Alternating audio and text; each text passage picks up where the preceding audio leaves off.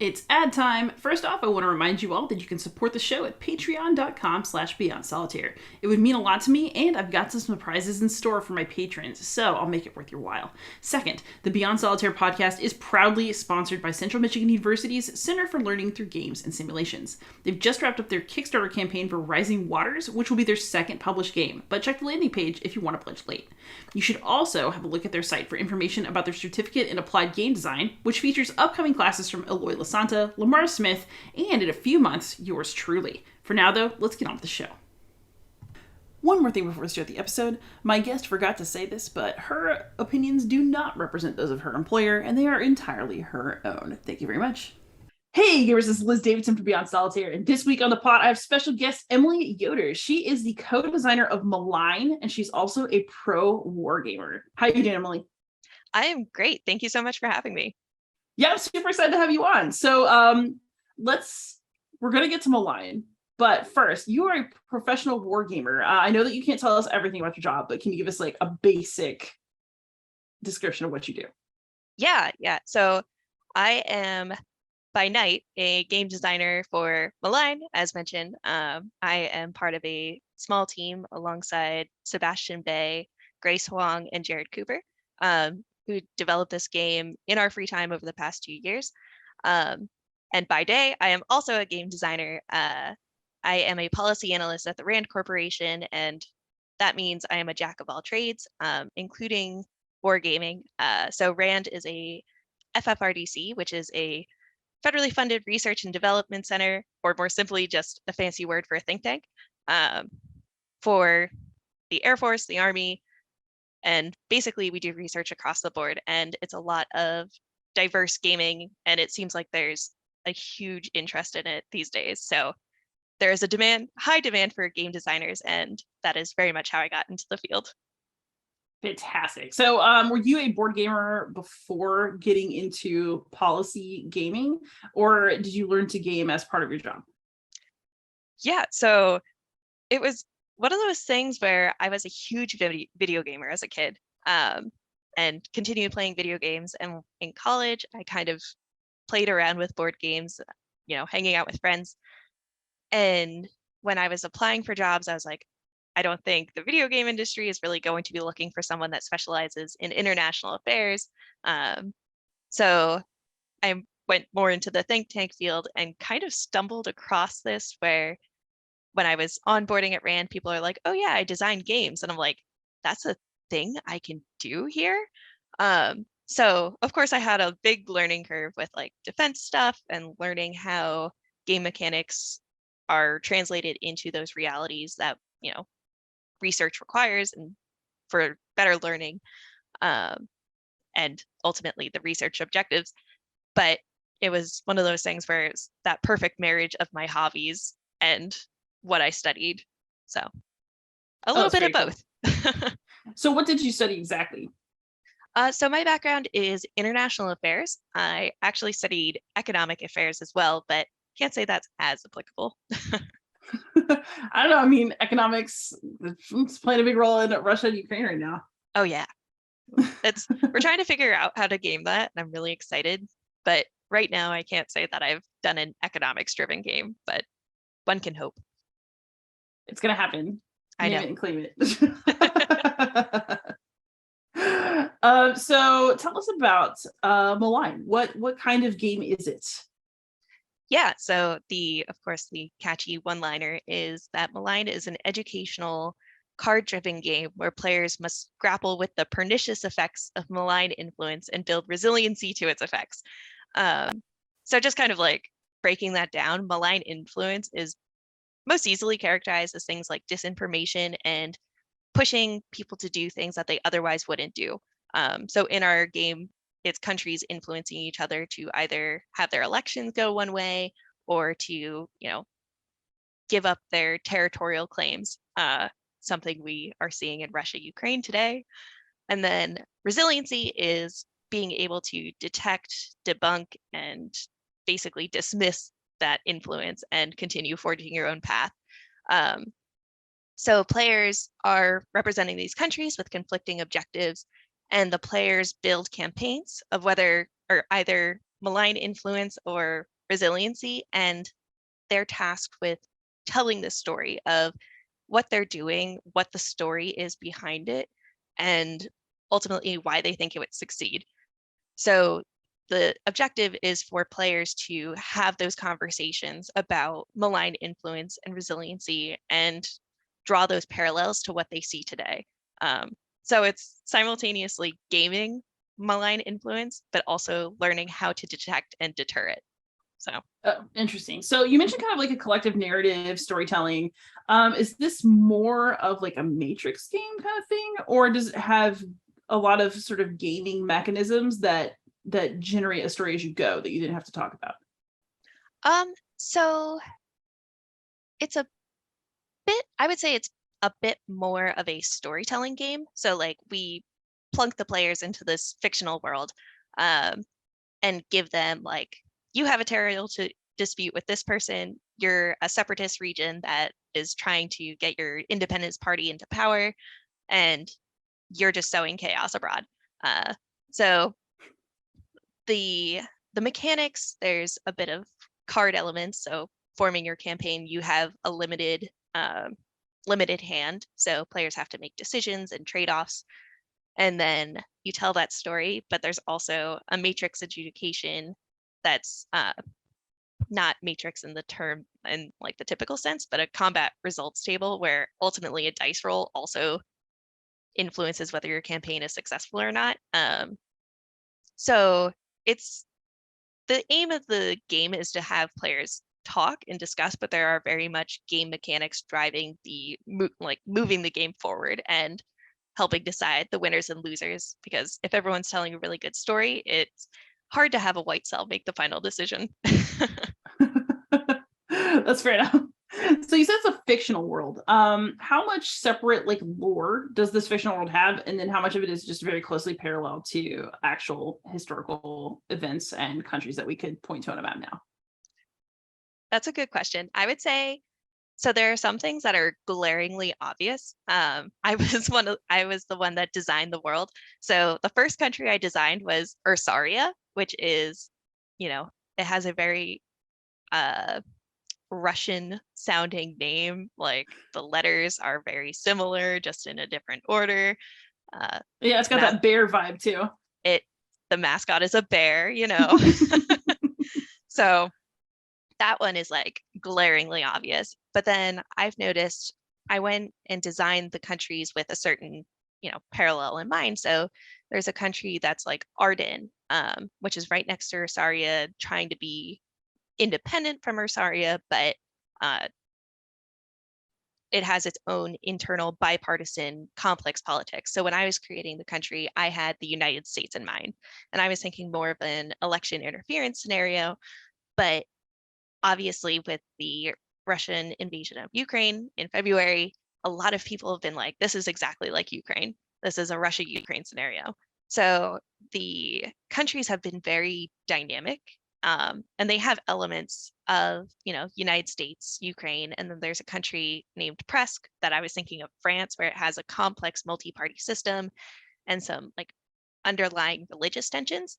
And other people are thinking like Canada or the United Kingdom. So people can pick up those elements and draw the parallels, which I think is ultimately a win for me as a game designer, because that ultimately gets closer to the objective of the game, where players can pick up on like where they've seen those elements in real life.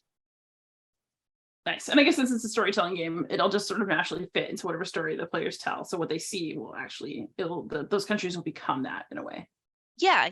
And I would say there's also like the story that we tell the players at the beginning of the game is not even a page.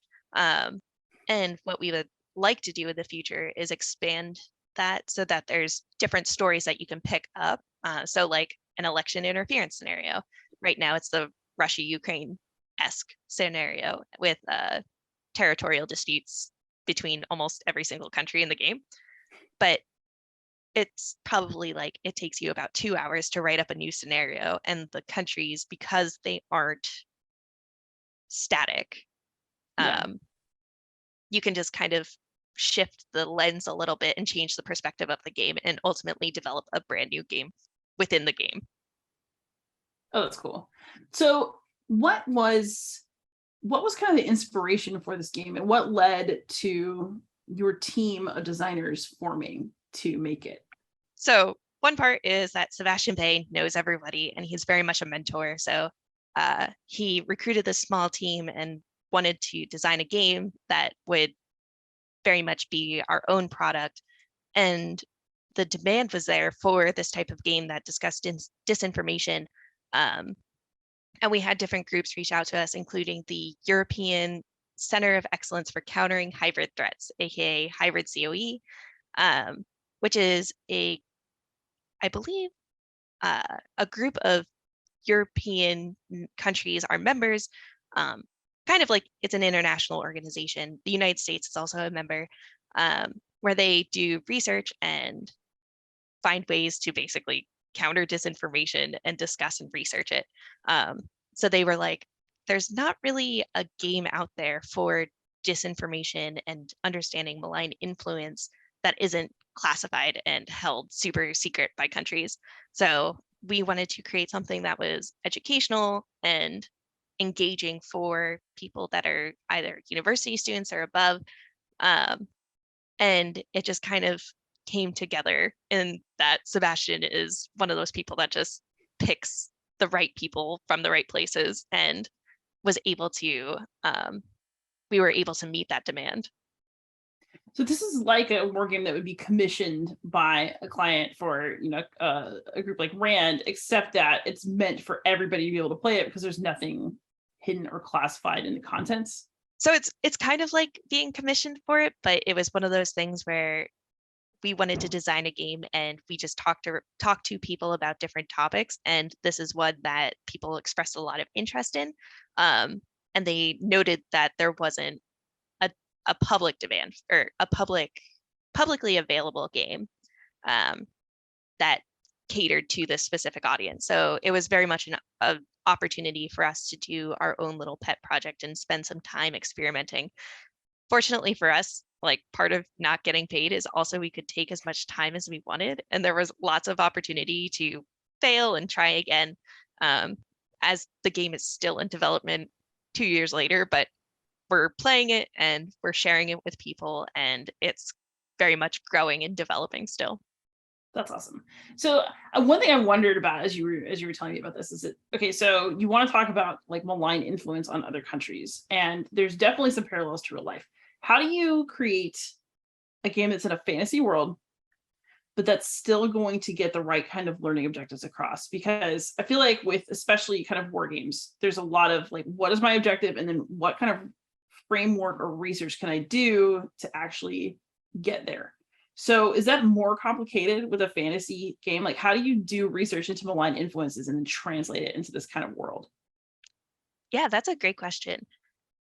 Uh, so the way that we kind of thought about it was like, we kind of broke down influence into individual components. So like a malicious meme and what that does. What does it typically do in the real world? And it was a lot of case studies.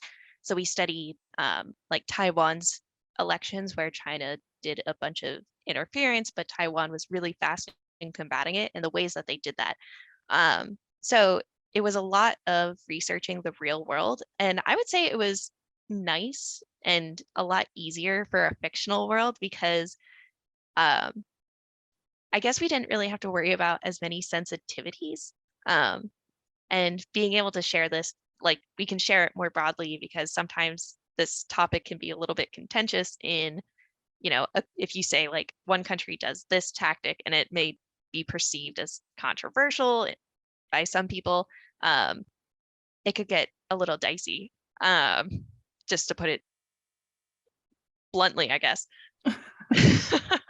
So like being able to like wipe those names and like break down malign influence into cards gives not only us as game designers a lot of liberties in being able to tell different stories and experiment with things, but it also gives the players, I think, a little bit of liberty in putting together narratives outside of those country confines, um, and put how they think about malign influence and building resiliency in a lot of different perspectives. So we've had people, really explore like what can a deep fake do? And because it's such a like dynamic and I want to say like a safe environment for that failure, like people can be a little bit funny and tell these stories um, without having to box themselves in. And I think that's like having this fictional fantasy world, like some of the research, like a bunch of the research came from reality, but being able to kind of lay it all out on the table, shuffle it around, and seeing what we get from it was one of the best advantages of having a fictional world. Oh, that's awesome. So, what were, I guess, your quote learning objectives for this game, since it was something that was kind of in demand? And how do you ensure that you are meeting them, especially with like that fictional free reign that you have? So I would say the key objective of the game is having players talk about and engage with the ways that influence can take shape. So that's both malign influence and resiliency. And thinking about like what you see in the real world and how you can either like combat that malign influence or um, tell others and communicate those messages about what you're seeing and how to combat it. So just getting players to engage with the realities that we face every day through an engaging game, um, I'd say is one of the biggest educational objectives of the game. And the way that the game does that is by forcing players to talk, I think. It doesn't feel as much like forcing them in the game because I hope it's fun, but the players have to lay out the cards. So, like, for example, have, if they want to interfere in another country's election, they have to say, like, what is the story that they're breaking? Are they breaking a story that the president was embezzling funds, or was there a scandal that, you know, I keep thinking of embezzling funds.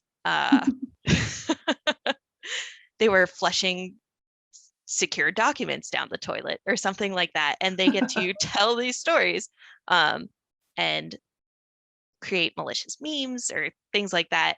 Um, and the environment itself is like conducive to having those conversations and forcing them to piece those elements together of what goes into a malign influence campaign, as well as understanding how difficult it is to build resiliency. So, like, what does a media literacy course look like? Is it telling people to, you know, if there's a spelling error, to immediately report that email? Or is it something where it's just like, hey guys, keep an eye out for, you know, a phishing attack? And that's not going to be as effective. And one of the things is that players can call each other out on it. So we have a mechanic called a veto card where you just kind of slap a card on the table and you're like, I don't believe your story. Let's talk about it. Um, and players have to argue about why they think their story is credible or not. Um, so it's very much on the players to be in like um, be engaged and have that conversation and be receptive to other people's opinions, um, to get that learning out of it of like, how do we think about malign influence? How do other people think about malign influence? And how does that impact our ability to effectively respond to it, as well as just prevent it in the future and prevent, spreading misinformation, for example. So the game is supposed to be conducive to that learning, but the players very much have to be engaged as well. Fair enough. And it sounds like they are, because you're going all over the place showing this game off. So, what kind of audiences have you ended up presenting this game to? And were they your expected audiences, or have you branched out further than you anticipated? Yeah, so I would say our anticipated audience was probably like university students. So, for example, like a communications class, we actually presented this and had players in the University of or Aalto University in Helsinki, Finland.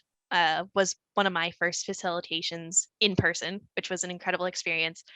Um, and then recently we went to Riga and presented for university students there. So I would say that it's very much like university level and above. We've also had the Naval War College express some interest, which is exciting.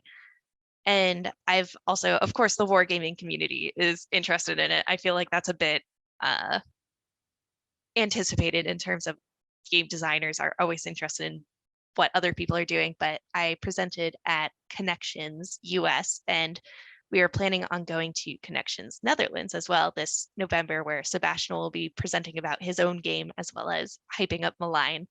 Um, but I would say that the audience is very much, I wouldn't say it's for children, not in terms of like not safe for work or anything like that, but it's just in terms of like the level of strategy is on par with like a hobby wargamer or somebody that maybe plays like Magic the Gathering. We've definitely had people draw parallels to that. Um, so I feel like it's for an audience that can like understand the different elements that are on the cards. But we would like to have a wider community because this is an ongoing problem for everyone. And being able to engage with malign influence and resiliency in a gaming manner is, I think, a great opportunity for anybody. So is this game going to eventually be published in a format that is available for anybody? Like, will normal hobby groups be able to eventually purchase this and play it on game night? Yeah. So that is definitely the aim. I am very much learning that publishing is a long and arduous process, and the game is still being adjusted here and there in terms of mechanics. Like we're experimenting with different victory conditions for players. Um, so there's still some hefty changes, I think, in the future. Um, but right now we are aiming to put it up on Game Crafter, which is a website where there are game assets and games that you can basically buy and download and print yourself. So we're trying to get this game to be accessible as soon as we can. But the ultimate dream is to have Malign in a nice, beautiful box that I can show off to people. I mean, of course. Yeah. And then I guess this leads me to a question. We talked about like the learning objectives of the people playing Malign, like what they're supposed to get out of it. But the other thing that I have noticed among wargame people is that y'all also really like to take notes on what happens in a wargame and then try to draw conclusions from it about the topic at hand. So are y'all also taking data about what Malign can teach you about how people respond to malignity and resiliency? Yeah. No, I feel like I'm learning every time I play this game. And I actually will just speak to one experience that I had while I was in Riga this past month, where somebody kind of broke the game uh, by trying to do something positive and influence another country positively. But like the story was that they were trying to convince the opposition party that being independent was financially beneficial, and they were going to use like facts and data to do so.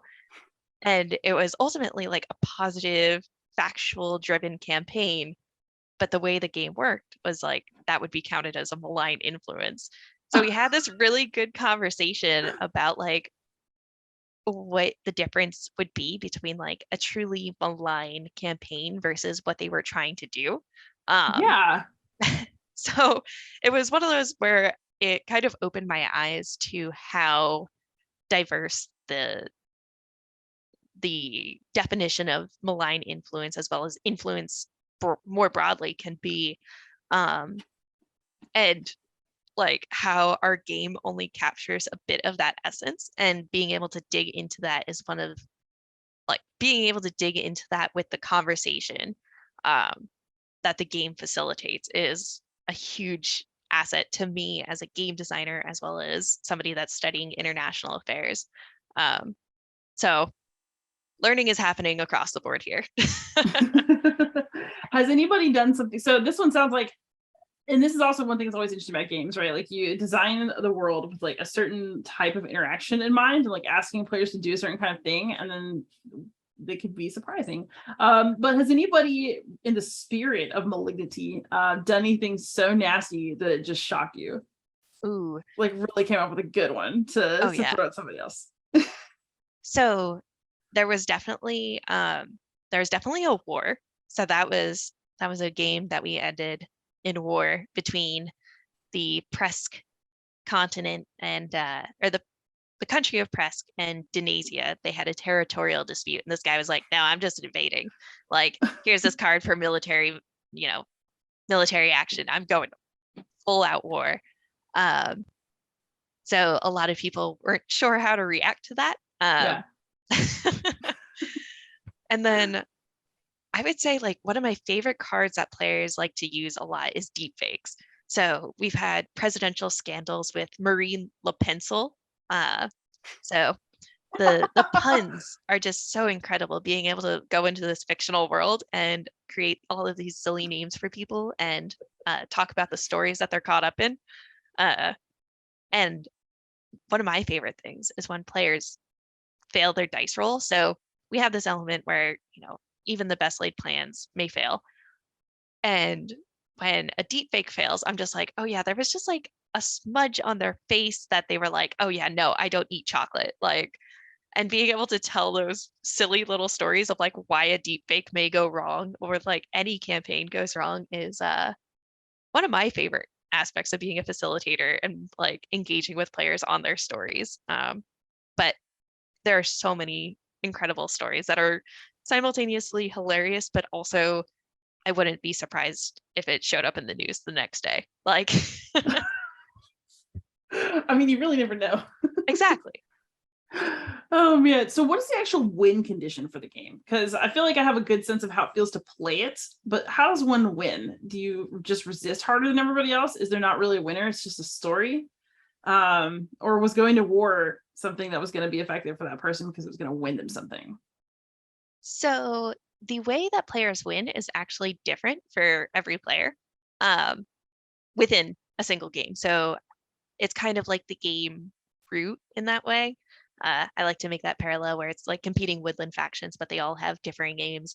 Um, so, for example, like Presk is one of its victory conditions is to overwhelm Denasia's population centers with malign influence about the territorial dispute. So if they do that, they achieve a certain point objective, and each player has somewhere between 3 and 5 objectives that are worth point values, and some of them are super easy, while some of them are super difficult. So, uh, like the separatist region, they want their independence movement to survive, so they need to somehow get enough support and resiliency for their independence party, the Liberty Party. Very original. Um, while Arden wants to squash that independence movement. So they want to bolster support for the party that wants to stay while wreaking malign influence on the Liberty Party. So each player has certain points that they want to unlock by either creating malign influence in other countries or building resiliency in themselves or their allies. So they have some hinted at allies, at least throughout the game as well. If they listen to me and their victory conditions about actually who's friend and who's foe, that's up to them.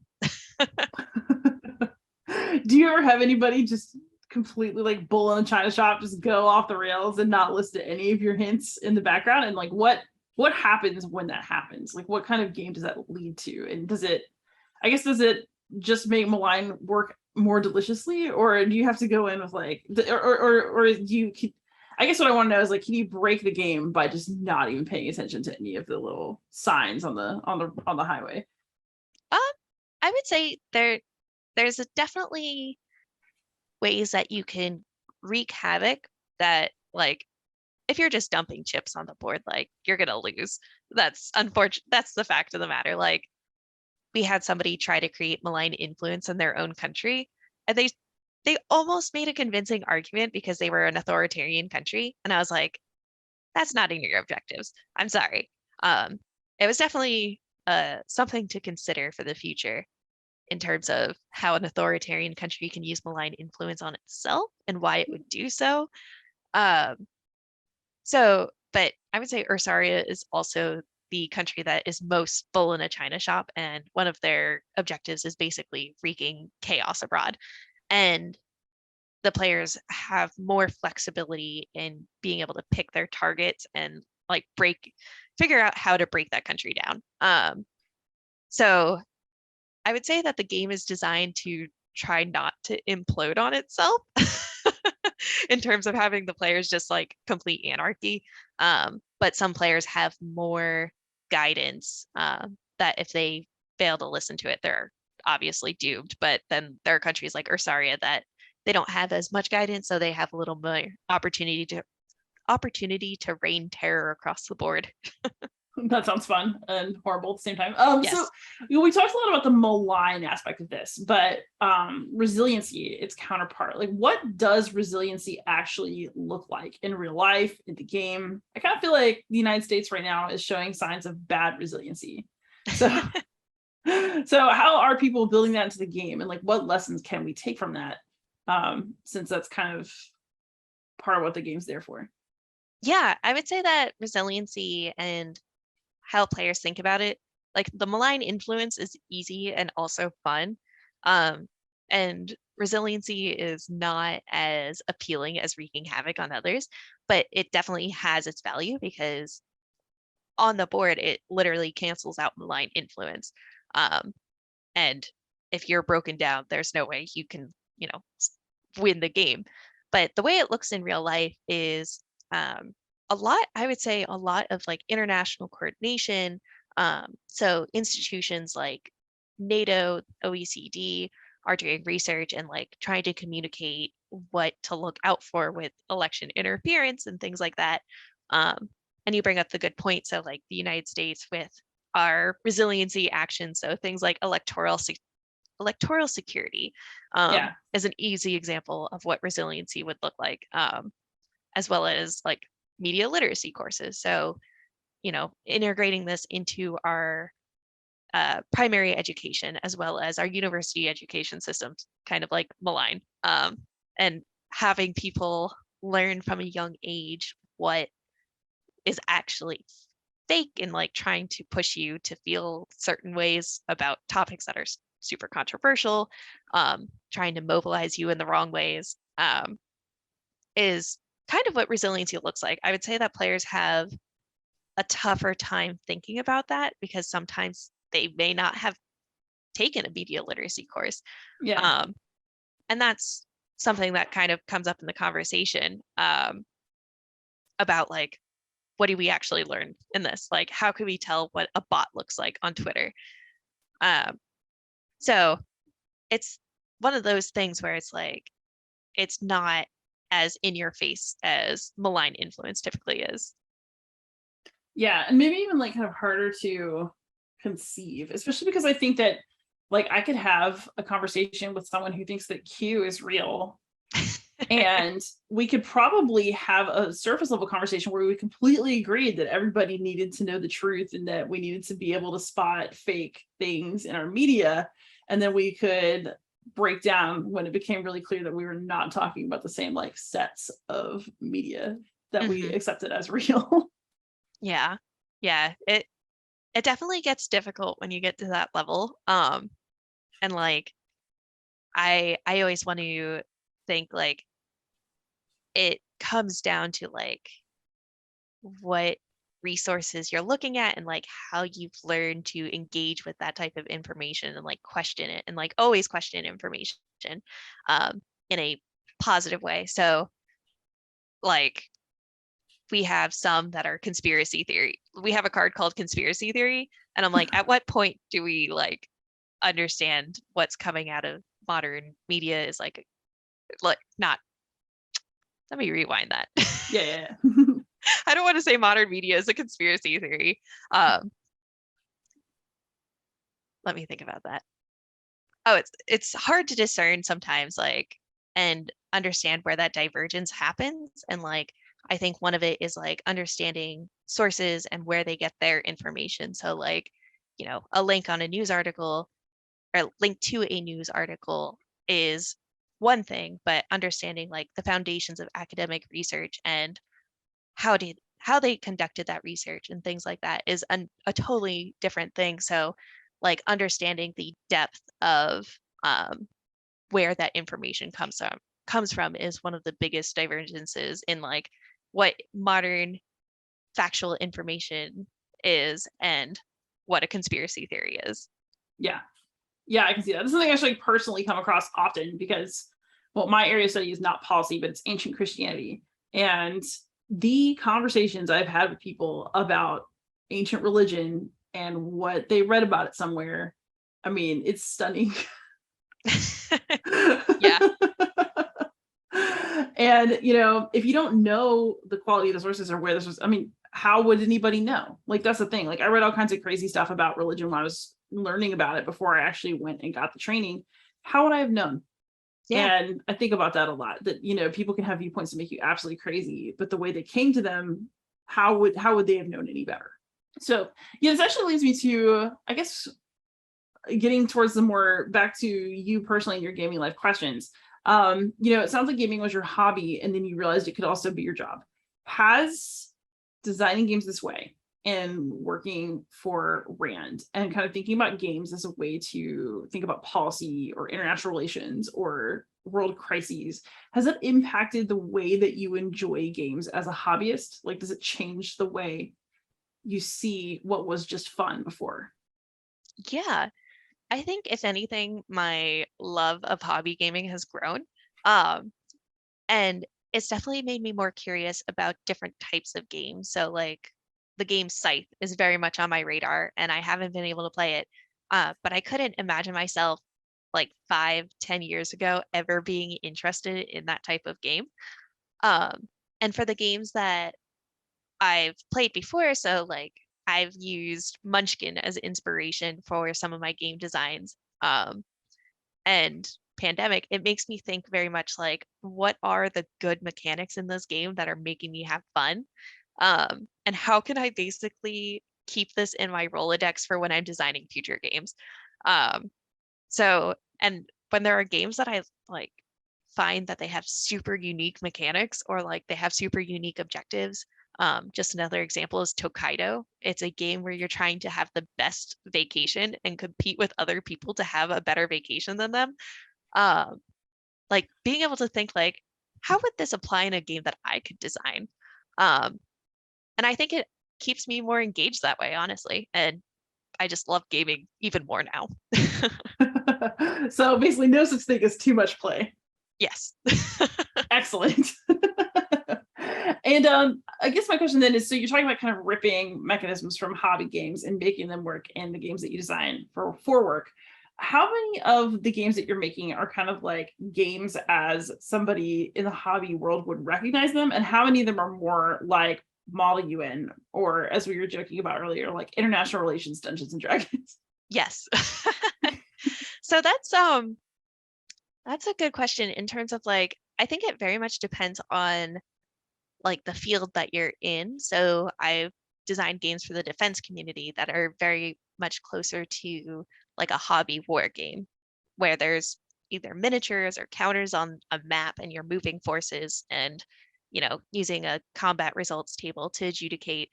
But I've also turned to a broader community understanding like investments for government enterprises outside of DoD, so like the health sector and Homeland Security. And they've been asking questions like, how do we prioritize missions?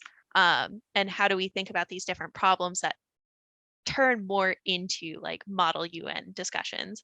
But we try to keep players engaged with like some sort of narrative, putting them in a fictional world, or not a fictional world, but a future world or a world that is just slightly off from our own and create a new scenario that hasn't happened yet. Um, to get players to think about it and like immerse themselves in this different environment and game it out. So I would say it's not a 50-50 split, but like where you look across the board of professional gaming, you'll get a different answer every time. This actually also leads to another question, which is, okay, so I know that you mentioned for Malign, y'all have been able to take your time, it's still in development, you're play testing a lot. When you are making a game to contract, how much playtesting does it really get before it's time for the big show? And like, how does that impact the sort of design choices that you get to make? Yeah, that's a good question. Just in terms of I would say a lot of my experience has been that a game is like from the moment the ink dries on the contract to the moment you hand in that final report is about a year. Um, so depending on how difficult or new that the research question is to the team, so like if we have access to subject matter experts on the region that we're studying or the topic that we're interested in, we get a lot more time to play test, probably like 1 or 2 months with a few different iterations of it. Um, but sometimes we only have opportunities to play test it once before the big show. And those I would like to say we rely more on like historical games that have already been done and what's been good. While the games that we have that opportunity to play test and fail a few times and make adjustments, like those are the ones that were much more innovative, which it makes logical sense. But sometimes somebody will ask us like, we want this really new innovative game on this crazy topic that you know, I don't even know that much about. Go ahead. And we're like, we're gonna need more time for that. How much money you got? Yeah, exactly. Oh man, that's just really wild. Like a year. That's really short development time for a game. That's cool Yeah, though. you're That's telling really me. cool though. So if you were going to advise somebody who wanted to go down your career path, what would you tell them to do? Like if somebody wants to design games professionally in this way and go work for a think tank and do policy gaming, how do you do it? Yeah, so I would say that like number one, great. We are always looking to expand the wargaming community. I would say that my experience at Connections in DC this past year, it was very much like we are looking for junior gamers and trying to build up this community again because there's such a demand for it. Um, and like a lot of it for my personal experience has been mentors. So of course I come to the table with my game design experience or my gaming experience, not even design experience, um, game design experience. Yes. I will start that sentence over. Yeah, yeah. Uh, I come to the table with my game experience and I'm like, great, I love gaming. I never designed a game before. And the people have been like, great, I'll show you. So being able to engage with the community and like as I've been learning the ropes, I've also talked to my gaming friends and they've always been saying like I've been interested in designing a game. Let's do something together. And I think it's very much when you mention it, people will also feel comfortable being like, "Hey, I was interested in designing a game too," and going for it.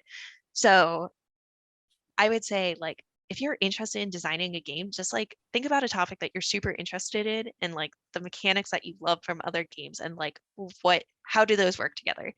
Um, and I would say like there isn't really a game design school anywhere, but there are definitely resources like, you can read books about it. And I've just been a bug in people's ears asking them questions about it and like uh, finding those mentors that can help you with things like if you want to do defense gaming and you don't know that much about the military, like there's a huge community for that. Um, so it wasn't like I got a degree in game design. It was very much like I tripped and fell into this community, but then like took advantage of those resources to build myself as a game designer. And I would recommend that path to anybody that's interested. I love it. And you're still a hobby gamer. What are you playing for fun right now? So what brings you joy as a gamer? Yes. So I would say I already discussed Tokaido, which is it's a beautiful game where you're competing as tourists across a very traditional road down Japan. Um, and it's like very calm, but also you're competing with everybody at the same time. So I love it. Um, and another game that I've been playing lately is a game called Snow Time. It's just like a little box game, and the there's typically 4 players, and what you're doing is competing to get fruit on different branches of a tree, and you have numbers 1 through 10 that are correlated or aligned to the branches on the tree. but it's basically this super intense game of rock, paper, scissors. Because if you're a branch above somebody, you knock them down. If you're on the same branch as somebody, you both go down. And if you're, of course, on the branch below somebody, you get knocked down. So you have to like strategize if you want to be on the level with the fruit or to like gain points by, knocking them down from the branch with the fruit. And it's like this Ooh. big psychological game that probably only runs like 30 minutes max. But I found myself like me and my friends were like, we're going again. We're going again. We're doing this. Um, so it's not like a war game or anything like that, but it's very psychological. And you sit there thinking like, what number am I going to pick? And you have like 10 cards in front of you. That's it. That's awesome. And I know that you work a fairly confidential job. You might be a bit of an international woman of mystery, but if you can be found online, where can we get in touch with you? Ooh, so I am a bit mysterious. I am working on getting that professional Twitter. I need it. But I would say the best way to get in touch with me for my gaming experience is LinkedIn. My name is Emily Yoder. I'm a policy analyst at the Rand Corporation. You'll see my smiling mug in my profile picture. And of course, yeah, I would say that's the most straightforward way. I can put in my contact details just as an aside if you want me to like put any other contact in the thing, or if anybody contacts me through or you to talk to me. Nah, they can find you through LinkedIn. Yeah, sorry. No big deal at all. And I, on the other hand, am not mysterious at all. I'm everywhere online as Beyond Solitaire, so you can find me wherever we can chat. So Yeah, awesome. Emily, thank you so much for coming on the podcast, for giving us your time and giving us insight into what sounds like a really cool game. I would love to try this sometime. Yeah, thank you so much. And I really hope for you to try it as well. If you contact me through LinkedIn or anything like that, I host some tabletop simulator sessions every once in a while, but we're hoping to get this into its beautiful published form, at least in the near future. Fantastic. All right, everybody out there, thanks for listening. Please like, subscribe, comments, and most of all, happy gaming.